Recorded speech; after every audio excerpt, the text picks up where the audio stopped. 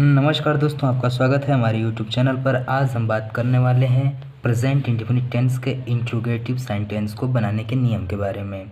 हमने कल वीडियो जो बनाया था नेगेटिव पर बनाया था, इससे पहले जो वीडियो बनाया था सिंपल पर बनाया था। आज इंट्रोगेटिव पढ़ाएंगे, इंट्रोगेटिव के नियम के बारे में जानेंगे।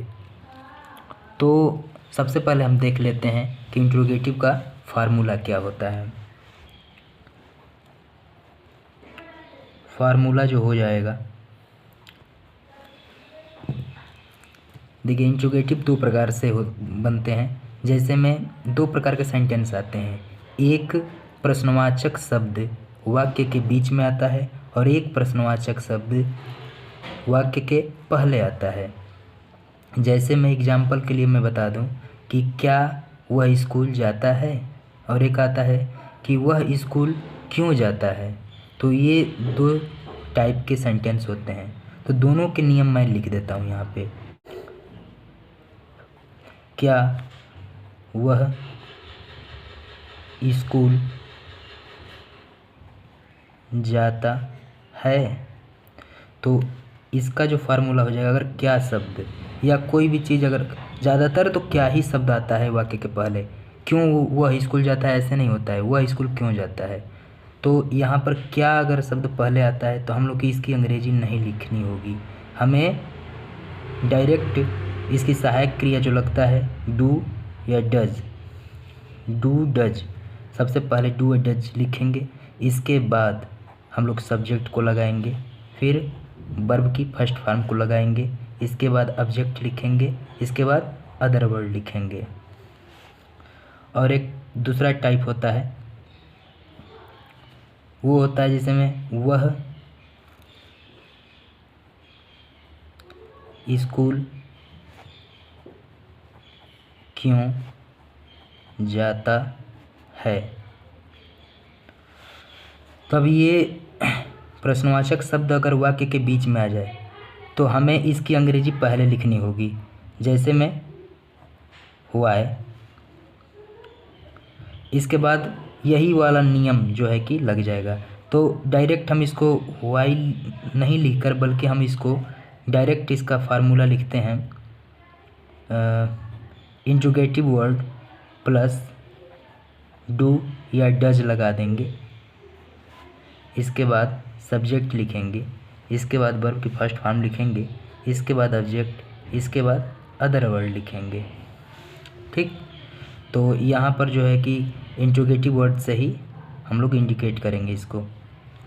अगर कहाँ आ गए, वह स्कूल कहाँ जाता है, वह स्कूल कब जाता है, कोई भी सेंटेंस हो, अगर कब क्यों कैसे अगर बीच में आता है तो उसकी अंग्रेजी हम लोग पहले लिखेंगे।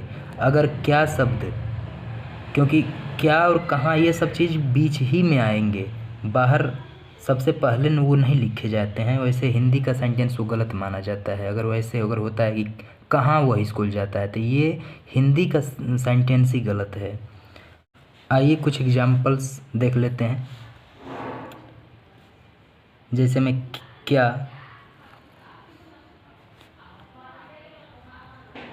क्या लड़कियां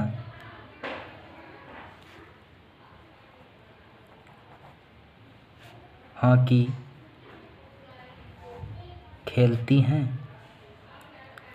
अब इसको अंग्रेजी में कैसे बनाएंगे। यहाँ लड़कियां हैं, प्लूरल है, पहले मैं सब्जेक्ट को देख लूँगा, इसके बाद देखिए यहाँ पर ये हो जाएगा वर्ब और ये हो जाएगा ऑब्जेक्ट। तो सूत्र आप देख लेंगे। अब क्या शब्द पहले आ गया है तो क्या की अंग्रेजी लिखनी नहीं है, हमने बता दिया है कि जब क्या शब्द बाद में पहले आ जाए तो डू या डज से बनाएंगे। तो यहाँ लड़कियाँ हैं, एक लड़की नहीं बल्कि ज़्यादा लड़कियाँ हैं, तो इसके लिए हम लोग लगाएंगे डू। ठीक है, डू गर्ल्स, गर्ल्स खेलने का, प्ले हॉकी। ठीक है, एक और एग्जांपल देख लेते हैं।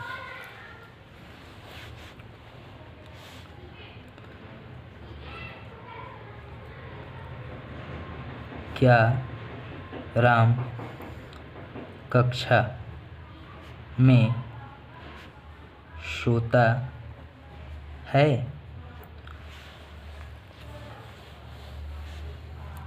तो इसको अंग्रेजी कैसे बनाएंगे? पहले ये सब्जेक्ट देखेंगे, फिर वर्ब, और ये हो गया ऑब्जेक्ट की जगह पर लिखते हैं अब। अगर लेकिन ये कक्षा में ऑब्जेक्ट नहीं है, यहाँ पर एक कम्प्लीमेंट का काम करता है कि कहाँ ये ऑब्जेक्ट की जगह पर मानकर बना लेते हैं, लेकिन अगर इसको पूरा ऑब्जेक्ट कहा जाए तो ये सही बात नहीं है। आइए देखते हैं। अब ये जो है क्या, तो क्या पहले आ गया। अब राम के हिसाब से हम लगाएंगे। यहाँ पर राम के लिए क्या है, राम एक है, तो इसके लिए हम क्या करेंगे कि डज का प्रयोग करेंगे। डज राम, डज राम, और सोना का स्लिप हो जाएगा, slip in the class, in the class. ठीक है। आइए एक एग्जाम्पल और देख लेते हैं। वे लोग अपने पिताजी के साथ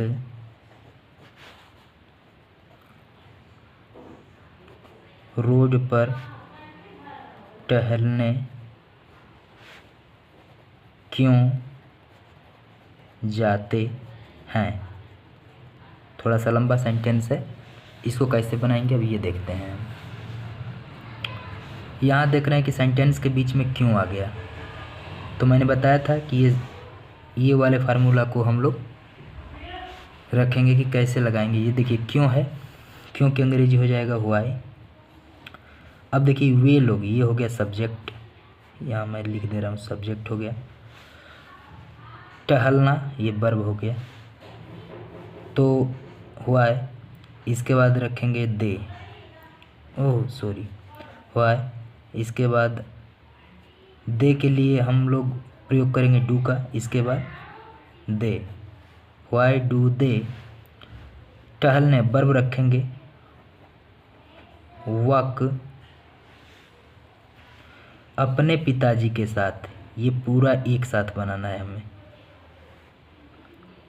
अब दे है, यहाँ देखिए सब्जेक्ट है, इसके लिए आपका अपना के लिए मैंने कल बताया था ना कि अपना, अपना के लिए दे है तो दियर, वी है तो आवर, आई है तो माई, ही है तो हिज। इसको बार बार आप लोग याद कर लीजिए, यही गलतियाँ होती हैं। तो why do they walk with their father. इतना हो गया कि क्यों वे लोग जाते हैं अपने पिताजी के साथ टहलने। अब रोड पर इसको बना लीजिए, on the road, on the road, यहाँ छोटा रहेगा यहाँ पे, ऑन द रोड। अगर हम बात कहें ऑन द रोड इतना सेंटेंस, और विथ दियर फादर, अगर हम चाहें तो विथ दियर फादर को इसके जगह पर भी लिख सकते हैं और इसको इसके जगह पर भी लिख सकते हैं, कोई गलत नहीं हो सकता। जैसे में why do they walk with their father on the road, या why do they walk on the road with their father, ये दोनों सेंटेंस सही है। आइए कुछ एक्सरसाइज करके देख लेते हैं। वह कहाँ रहता है, तो ये बीच में आ गया, इसकी अंग्रेजी बना लेंगे वेयर, वेयर डज, सब्जेक्ट के अनुसार डज लगाएंगे, इसके बाद ही लगाएंगे, वेयर डज ही, इसके बाद वर्ब लगा देंगे लिव। ठीक है, इसको देख लीजिए क्या पहले आ गया। हमको व्हाट नहीं लिखना है, डू डज से बनाना है। हम लोग है तो वी तो लिखेंगे ही, लेकिन इसके पहले हम लोग क्या लगा देंगे, डू, डू वी, हम लोग उसे, क्या हम लोग उसे पीटते हैं, तो do we beat, do we beat. Spelling देखिएगा BEAT, BEET मतलब चुकंदर हो जाएगा, तो बीट पीटते हैं, हिम मीन्स उसे, हिम, उसे की अंग्रेजी हिम होगा, हिज नहीं होगा। जब हिज आएगा तो उसके बाद कोई ना कोई नाउन आएगा, लेकिन ये हिम के बाद ये ऑब्जेक्टिव के रूप में ही को हिम बन जाएगा, तो ये हो जाएगा डू वी बीट हिम। यहाँ है वह सुबह में स्नान क्यों करता है, तो क्यों करता है वह, ये बस ध्यान देना है आपको, क्योंकि अंग्रेजी हम लिख देंगे वाई। इसके बाद वह है ही लगेगा, तो इसके लिए हम लोग लगाएंगे डज। इसके बाद ही, स्नान करना, स्नान करना का बात, बात कब, सुबह में, in the morning, in the morning. अगला सेंटेंस देख लेते हैं।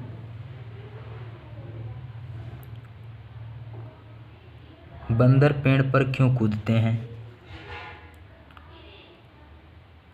तो यहाँ पर बंदर कूदते हैं, कूदता है नहीं, कूदते हैं, कई बंदर होंगे, तो यहाँ पर क्यों के लिए हम लोग वाई लगाएंगे। इसके बाद बंदर कई कई हैं, इसके लिए हम लोग डू, यहाँ पर लिख लेंगे मंकीज, मंकीज, ठीक है। वाई डू मंकीज, कूदना का जंप, जंप पेड़ पर, on the tree, on the tree. अगला सेंटेंस देख लेते हैं। मोहन सुबह में कब जागता है या उठता है, तो कब के लिए हम लोग लिखेंगे व्हेन, मोहन के लिए हम लोग लगाएंगे डज। इसके बाद तो लिखेंगे मोहन, व्हेन डज मोहन, जागना का अवेक भी हो जाएगा, अवेक, वेक सुबह में, इन द मॉर्निंग।